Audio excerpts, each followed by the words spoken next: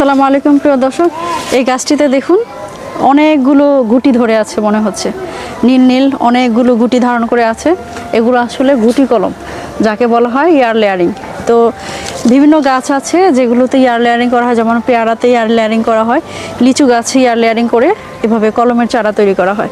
অনেক সময় এমন হয় না, নার্সারি থেকে গাছ ক্রয়ের পরে দেখা যাচ্ছে যে জাতটা খুব ভালো পড়ে, আরেকটি জাত পেতে ইচ্ছা করে, অথবা পাশের প্রতিবেশী সেরকম একটি চারা চায়। সেক্ষেত্রে কি করবেন, আপনি যে কাঙ্ক্ষিত গাছটি পেয়েছেন বা যে জাতটি পেয়েছেন সেখান থেকে কিন্তু এইভাবে ইয়ার লেয়ারিং করে আপনি সেখান থেকে চারা তৈরি করতে পারেন। এইভাবে গ্রাফটিং করে আপনি বিক্রিও করতে পারবেন, কিংবা আপনার যে বন্ধু বান্ধব আছে তাদেরকেও কিন্তু আপনি গিফট করতে পারবেন।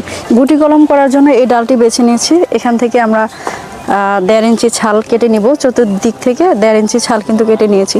এরপর কি করব, এই যে ছাল কেটে নেওয়া অংশ, এই অংশটিকে মাটি এবং গোবর সার মিশ্রিত যে কাই আছে সেটি দিয়ে ঢেকে দিব।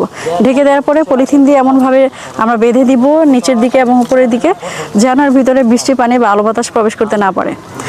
45 দিন পরে যখন এখানে শিকড় গজাবে এবং শিকড়টা ব্রাউন কালার হবে, তখন আমরা এর নিচের অংশটা কেটে নেব। কেটে নিয়ে এরকম পটে আমরা রোপণ করব। আর রোপণের পরে অবশ্যই সেচ প্রদান করতে হবে। নিয়মিত পরিচর্যার পরে আপনি কাঙ্ক্ষিত সুন্দর চারা পেয়ে যাবেন। ধন্যবাদ।